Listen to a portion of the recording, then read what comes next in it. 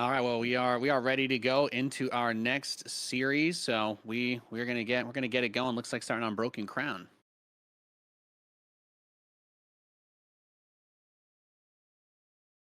All right, we've got Mixu as our red Vanguard player up against Noveastar, our blue Infernals player. Winter. I like you mentioning that the way the meta develops, and you look at you talk about some of those games as a tier 3 aficionado. I could tell you very clearly, Winter, in StarCraft, there's a lot of dismissal that's put towards tier 3 units, even at the highest level, because so much of it is about getting early leads, snowballing them into map control, and using those to leverage into a victory, which I think the defensive mechanics in Stormgate are a little bit stronger for holding some of those in certain situations, like the Bob overcharge and the turret, of course, that you can spawn for Infernal. But it still holds true that when you have this mechanic, especially like the Infest for that mirror matchup, it just seemed like a huge deal to get that unit count up early on. The camps end up impacting it so much, what you can get away with. I think once we kind of stabilize a bit, maybe Infest is less of an early game option, then especially in Infernal versus Infernal, the only wild card is the camps. As unlike in StarCraft, where you have the exact same units on effectively a symmetrical map, which makes it exactly the same, and it comes down to which card are you going to play. The camps create, I guess it's another dimension of it, but they definitely can add an extra wrinkle that makes it less kind of binary, whether or not this build is better than this build on this map, or like a rock paper scissors sort of counter. So I am excited to see that develop here. And speaking of developing, looks like we have several dogs for Mixu, who we saw earlier able to use the entire Vanguard tech tree, but each part of it quite dangerous to an unprepared Infernal. Yes, as many trying out Stormgate this week have learned, I've definitely felt the pain of this one. Those dog builds, man. This is the meta strategy. This is what your expectation is, and kind of creating a choke point in the main base wall to make it a little more difficult to get through. And actually, did he just salvage his biokinetics lab so he gets the money back, not going to commit to the upgrade because he's seen that Noveastar has basically taken the defensive opening, and that gives him the option. Because you can salvage any of your buildings as Vanguard for all of the money back, it's huge. You do this build, your opponent, whether they scout it or not is one thing, but they have to kind of respect it. And as soon as they make any investment to stop it from happening, boom, you just switch gears, go big eco, and we have that expansion coming up for Mixu now.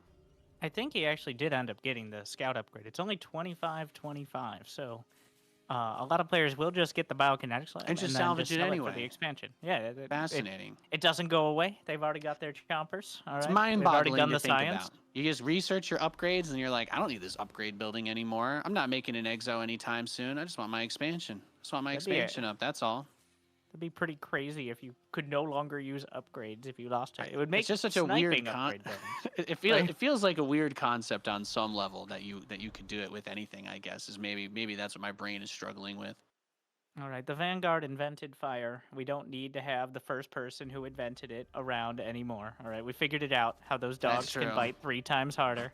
That's true. Or fair. robotic dogs, I guess. We developed the adamantium teeth covering for them, and now the person that invented it is no longer necessary. Good point. Good point. In the beginning, the universe was created, and that was widely regarded as a bad move, but we're here now. So, the speed camp taken. Plenty of fiends on the field, but wow, that's a pre-overcharge, so I imagine some sentry posts coming up. Yeah, I'm going to try to start that out as the speed camp with all those fiends it's an existential threat if you don't have exactly 1 sentry post with a buzzsaw, in which case you should be okay to defend. I mean, look at those Lancers. One of them almost getting caught on the outside, Winter. If that had happened to both of them, then there'd be no... Oh, okay, he's got a third one in the back. So I think the Buzzsaw turret looks like it is going to go up no matter what. The only downside of maybe overcharging that early is if the armor wears off during the fight and he can get a couple of gaunt hits to start snowballing fiends. But he's diving the tower as is, and he does end up getting it as the overcharge ends, but has just too much of this been cleaned up? We see some of the fiends spawn, but there are 5 Lancers here now to combat this. Actually, some mistakes out of Mixu. He eventually targeted the Gaunts, but the overcharge, I think, was a bit early, and a lot of his scouts got caught out on the map fighting brutes, which they just don't deal with very well. So this went significantly worse than maybe it could have. And now he's at a real risk of losing, well, one, the lead he had, and two, the game, because right now there's no expansion for Noveastar. He needs to get a lot of damage done here. And even though he's broken through the front, getting up into the high ground, into the main, is going to be harder. As he's Oh, another overcharge could definitely turn the tide.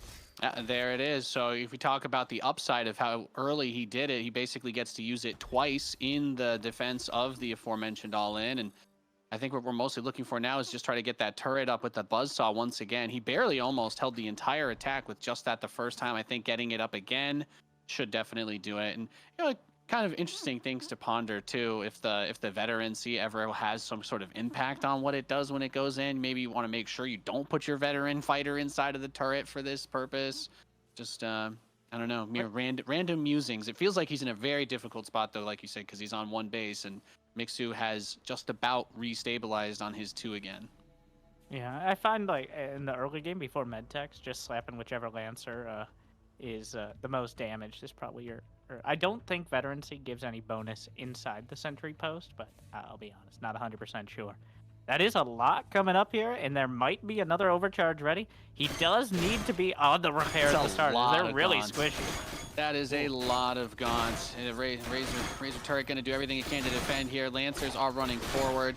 A couple of them, as you pointed out before, though, are quite weak. Focuses down the 2 weak ones, gets a couple of extra fiends in here. Buzzsaw deals very well with those. Really, it's mostly about if he cleans up the army and has the turret up, then you're totally fine. But now pulling the rest of the bobs, maybe a little bit too late. Turret is down once again. Gaunts continue to push, and these brutes have largely been ignored for the dive on those Gaunts. And we have Noveastar collapsing that natural one more time. Can Mixu hold the main? It would, if he loses this base, it's still 1 versus 1, but there's an army on his front door. There's nothing in the main base here. There's no sentry post. The Gaunts, they don't do a ton of damage, but it adds up over time. Their attacks bounce through multiple targets, infesting them, which does 1% damage, I believe, every second. So it adds up, and it doesn't get easier once the fiends start spawning. At the same time, with the overcharge, the bobs are very tanky. I don't think he has the kinetic redirect. I think he's upgrading it right now on the biokinetics lab. The Lancer upgrade that allows them to move faster and attack faster when they take damage. It's very apparent when that upgrade is online. So right now, it's still very close, but the bobs constantly pulled off the line, and the battle bobs will hold it. The other interesting side of this, too, is that because he has the 1 Therics and the natural, some of those Lancers were coming out in a flank position, so he was able to disrupt that a little bit and really trim the count on the Gaunts, as we've seen.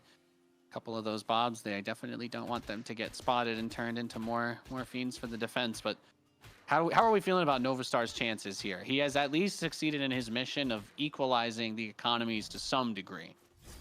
He's got to be, well, he doesn't really have any choices. He's targeting down the Lancers, who very clearly have their redirect. I don't know if he has the shield ability, because if he doesn't, then those Lancers are just going to die. It doesn't matter how fast they move. And it's just bobs and a single Lancer. So Mixu keeps bringing, I think, about 80% of what he needs to these fights. And now he's trying to get the sentry post up, but he just targets down the building. Smartly done. And that's it. Noveastar powers through with the 1 base all in.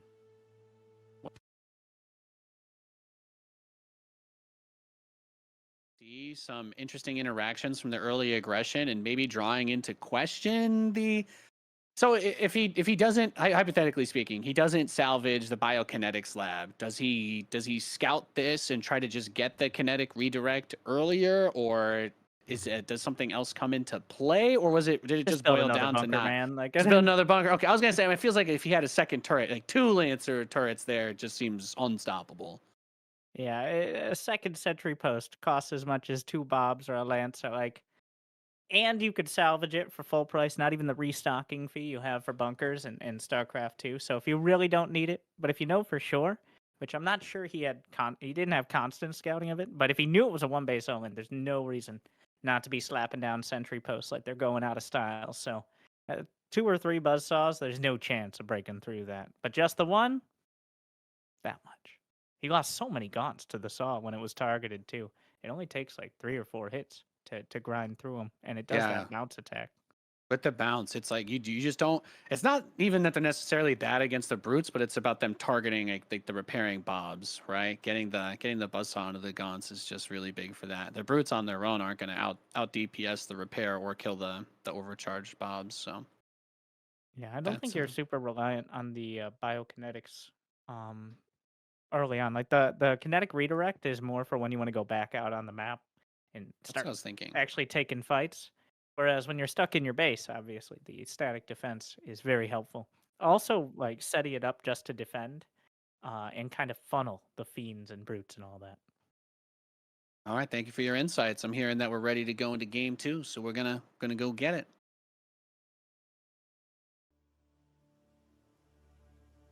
All right, as we continue forward with this series, as we have leading 1-0 is Noveastar and Mixu as our blue Vanguard in the bottom left. And there's Noveastar in the top right. Trying to do my best to keep up with the clean feed Winter and make sure I'm introducing players at the proper times. The greatest challenge of all. And in the top right, spawning with the infernal pieces, we have desperately trying to wall off and failing against the early scout. It's Novas, as we see again, and not really Beautiful. trying. I think with the fell hogs, which is kind of the weirdest version of a wall, but if you build the meat farm behind the ramp, you can be in this situation where the fell hogs will attack and create a wall as they automatically attack, which Oh, it's kind of like if your zealot would automatically move into your wall in the correct spot. that's in not possible. StarCraft 2. Don't, Yeah, that well, don't. technology has advanced. This is the next generation of real-time strategy. Now your units will wall off on their own. If There you put you them in go. the right spot. That's what I need. That's what I need on the box. All right. Don't worry about hold positioning a zealot for 45 minutes. Just build one of these bad boys. Oh, I see you're a carrier player. Mm. yes, exactly. Made a lot of carriers in my days. Good stuff. He gets the command post with the overcharge here. Neither player touching the creep camps, and it's going to be essentially command center first, or command post first into the barracks, and just banking on the fact that Noveastar won't be able to come across the map in a timely manner because you got to creep, got to get enough fiends. By the time that happens, you can easily have a barracks and potentially a sentry post in order to deal with any early aggression. Yeah, it's like two sides of the coin. If you go out and take the creeps and try to farm out the camps to build up for an attack, that gives them time to do the CC, get the command post quickly and then build the turret and still hold the attack anyway. And the other side of it is that if you just rush straight across the map with one or two brutes, that's also not really going to do anything either. So not quite enough to put on serious pressure. So you see the big economic play. And Mixu has shown some pretty interesting stuff so far. So we're kind of looking forward to see maybe is this the part where I just do the caster thing, Winter, and I just say that I want to see a long game because I know that it would be interesting. Well, it looks like both players are developing their economy. They're building units and getting out on the map, trying to take a look around and see what there is to see. And so far, not too much to see, but we're not going to let on that that's the case. No. Which brings me to the most exciting part, which is spreadsheet mechanics and Therium. 4 on Therium is the right amount. Well, he's adding 5 now, but if you have 4 on Therium, from my understanding, that is about the right amount that the Therium will still spread to the point where it starts enriching. What happens, the Therium spreads out to a certain point, like 4 or 5 patches out from the middle radius. And then, after 3 or 4 minutes, it starts enriching, which allows the workers to mine it twice as fast. Not twice as much, well, I guess effectively twice as much, but... So, if you have only 4, like both players had for a while, it still allows the Therium to spread. Whereas if you go over 5, 5 or over is usually what it equalizes, and then eventually you'll mine it so much, the patch count starts going down, because they're mining it quicker than it replenishes. So, yeah. Write all that down? It's good info. It's good info. It's good to know. We were talking about how they were spreading out earlier, but I love that. I remember that it was somewhere around that 4 or 5 to keep it stable forever. You go over that and it'll start to mine away, and then of course if you leave it, then you get that enriched Therium. So It's interesting with the trade-offs, because if you're the kind of player that wants to rush tech, then you take a huge risk because you won't really get any of the long-term benefits of just leaving it there for a little. Yeah, I think it's probably the most interesting and unique mechanic to Stormgate compared to, well, StarCraft 2 is what I have the experience in. Compared to, like, he got 2 more gas geysers, so he has exactly this much more income. Yeah. You can kind of map that out very easily. Whereas the Therium, it opens up a lot of options for, say, getting those Hornets out on the field before your opponent has much anti-air. It makes that worker harass kind of dynamic a lot more interesting, because it's not just like, oh yeah, if you take a base, you're going to have this exact set amount always. And then now even your main base, it's variable depending on what you want to do. So Hornet coming across very early. The Gaunts are not really great at chasing these guys down. They can do a lot of work on the imps. Just even one of them can do quite a bit of damage. You don't have to wait for a ton in order to start being annoying. And then the other side of it is any strategy like this is going to have your opponent kind of stuck. So he uses the shield from the top bar ability. That's 1,000 hit point shield for 10 seconds onto that Hornet, which can normally be a bit of a flimsy unit, but he's like, I want to get the veterancy, get some extra XP, because that's a 20% attack speed boost, or something. I think it's 20 or 10%. It's some crazy amount as you level these up. They start to shoot crazy fast, and the early Hornet damage can become really, really hard to deal with. Yeah, that combined with the return to hangar ability, where they essentially just boost themselves across the map back to the hangar to repair, which is a nice quality of life, well, at least for the units that survive. But it does make it hard to reliably chase down these units with really anything but maybe Shadow Flyers. But overall, good luck catching them now that they're out in the field. Yeah, the only thing I know about that interaction, I think I told you this before we went on, but if in case anybody watching is interested in knowing, the Shadow Flyer, which is that Scourge-like unit, it'll chase if it triggers. If it triggers and then you use the return to hangar bay ability, you can drag the Shadow Flyers all the way across the map. So there's some funny interactions that happen with those, because I think their other option for the air units that the Infernal has is not very good against Hornets at all. You're not winning the sky battle and overwhelming them typically. I'm interested to see how this plays out, as we are going to have a few of them pop, but I in my experience, the Hornets can really make your day miserable with these guys. They can be great for harassing, but I'm curious your thoughts on this as well, Winter. I haven't seen too many. The Spriggans are kind of like the Hornets, where they are a unit you pull out ideally when your opponent has minimal anti-air and kind of try to snowball with it. The Hornet actually has an anti-air attack as well, which I believe is even more damage and more DPS than its anti-ground. So it's better suited to a more anti-air role. Whereas the Spriggan, it has the ability to slow the attack speed of units or buildings. I think it's more designed to deal with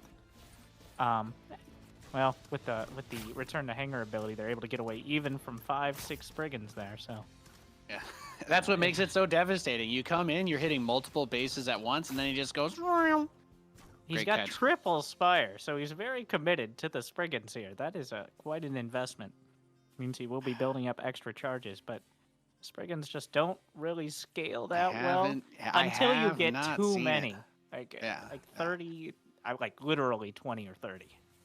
Some crazy number, but I have, and at least from what I've been watching and playing, that the Hornet versus Spriggan matchup seems to be pretty well in favor of the Hornets. Maybe the downside there is if he's spreading out the Hornets and the Spriggans are all together and they get a jump on him, or they find an evac, or are able to bring the Hornets home, can be a factor there too. Although of course, being caught off guard, you can also use the return to hangar bay to just go home and counter harass too. It looks like they're about the same speed. I believe when the air units take damage, they just get slowed naturally. And unlike in StarCraft 2, air units will they cannot stack up in one. They physically block each other like ground units do. So you cannot stack them all together, for better or worse, which it can be both. But you can't bring necessarily all your DPS to bear in one area. And this is where it gets tough. So he goes into the main. He's going to pull everything back. Tries to get on top of these. We see them kiting away. Important to keep in mind, of course, that shield cooldown might be back up for whichever one does get lowest in the fight if he tries to commit to it. But the micro here is just filthy. And even the evacs, which can drop those mines that slow and do area of effect damage, Yeah, Or I'm not that's sure. what I I'm really thought. not sure if it's AoE or not, but it's enough It is. right there. Noveastar's going to tap out. You know, the evacs have a sky mine ability, which is essentially like a concussive mine that it's supposed to cover your evac, I guess.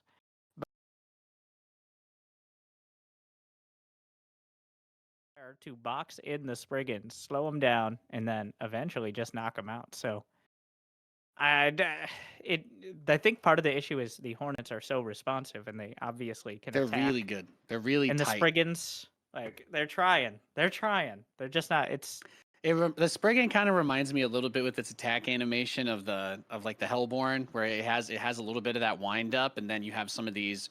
What I like the Hornet to me feels like a zero. It's like a 0 damage point unit from StarCraft. As soon as it is in the mode where it could be dealing damage, it is instantly dealing that damage. So the opportunity to try and do that counter micro with the way that they clump up can be pretty complicated too. But that was a little bit of the concern. Just seeing, even with the veterans, see 3 or 4 of those Hornets are going to absolutely take the Spriggans to class, and mixing in the mines from the evacs is just another beautiful play off of it.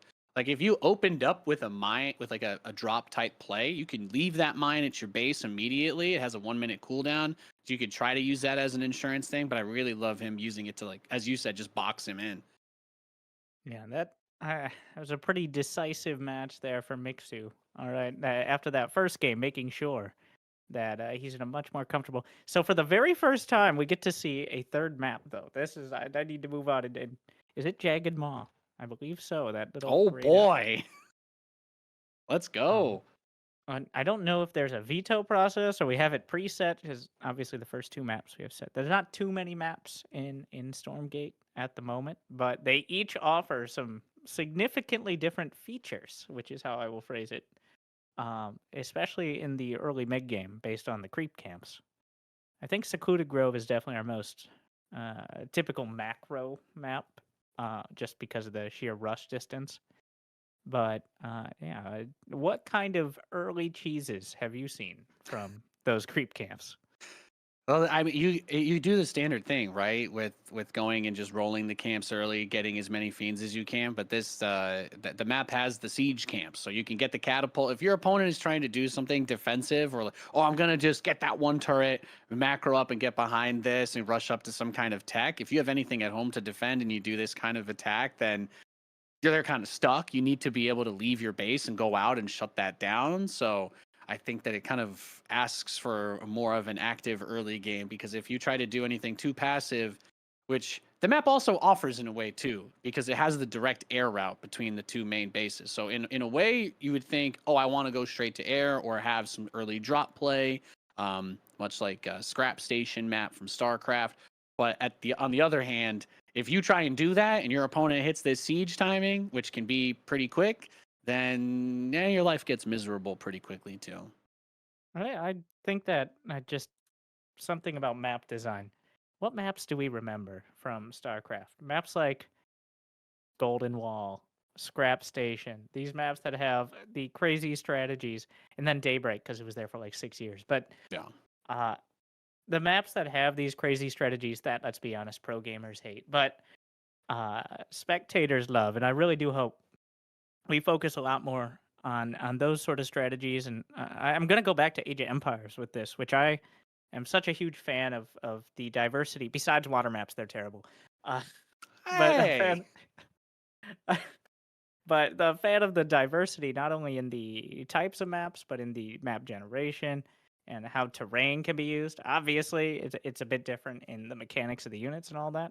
But the fact that every game, even on the same map, can be a little bit different is definitely tough to balance, but makes for something more interesting. So we're going into a new map. Oh boy.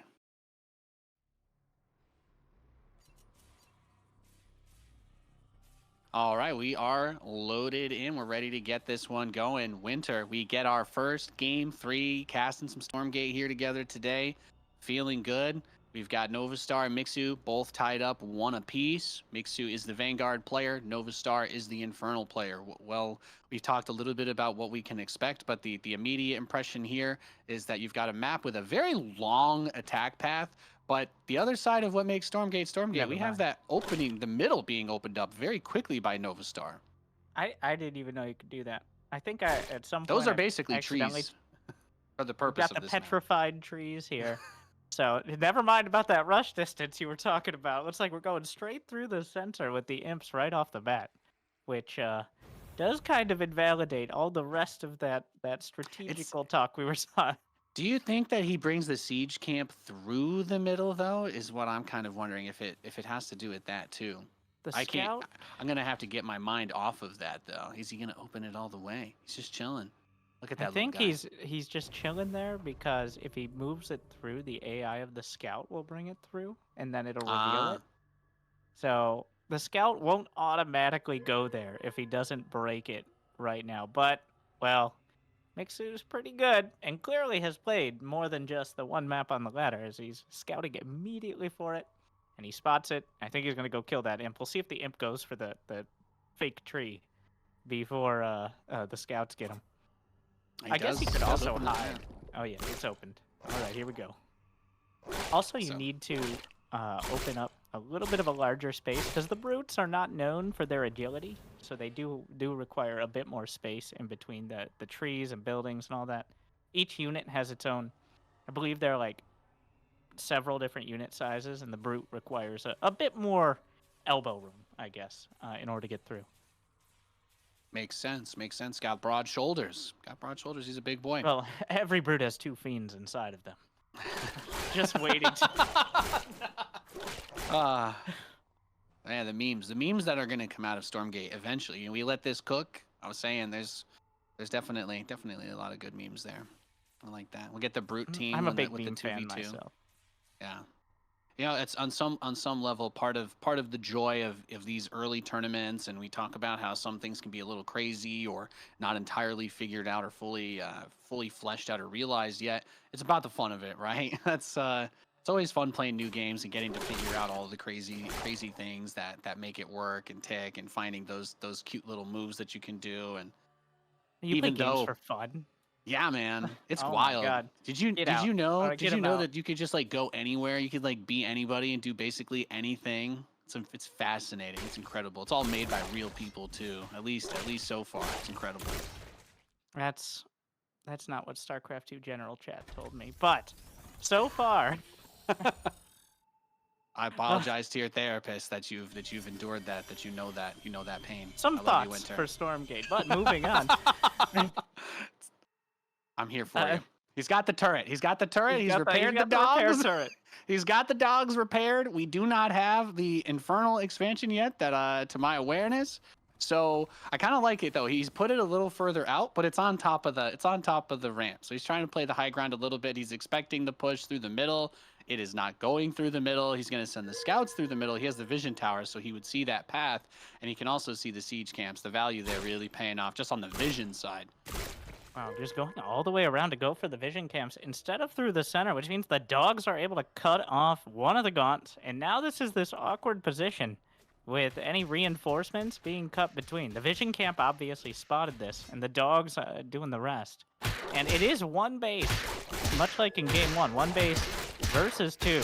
I think the clear intent for Noveastar is to work his way to the siege camp, but he's taken quite a detour, it feels, to go all the way up towards the vision camp there on the high ground. Yeah, getting baited all the way back to the base too, getting his meat farm taken out, getting a little more XP on these dogs, and you can see that value generation just be able to do a little bit more harass when they get those dives onto the gaunts. And he's got his natural done. He's feeling good. Biokinetics lab is up and running. He built a second turret because you know what? The only thing he's lost to in this series was not doing that. Well, the siege camp actually could be a bit of a kicker here, with the turret being a lot more vulnerable, obviously, to a catapult than to a bunch of brutes running up and trying to slap it with their, I want to say swords. But with a fallback sentry post, and if he's able to get kinetic redirect, that could make the difference to just essentially sniping off the catapult right off the bat, or taking terrible damage to this sort of siege push. Yeah, that is It may not look as terrifying as it eventually will, but that catapult can absolutely ruin your day. It looks basically like an Atlas shot coming out. Huge amounts of pressure that it creates. Kind of just forces you. You have to do something. You have to come out and engage your opponent once they get this. And this is kind of what makes it very difficult to handle, as of course you extend out of the base. We see the Fiends and the Gaunts looking for the snowball potential. And do you make that dive to try and get on the catapult? And when there's no building for it to hit, you can see he's kind of just dodging it and running around with the Lancers, and you can still drag that friendly fire, I'm assuming, with it. So gets on top of the Gaunts, running through the backside. That kinetic redirect, Winter, a huge upgrade, but is it gonna be enough? Well, the overcharge comes through. The Lancers took quite a roundabout route getting to the catapult itself. And that means he doesn't have any Lancers yet. He can't even get the Lancer into the sentry post. The Bobs are body blocker. And now, with the overcharge, he should be able to hold, but that's going to run out momentarily.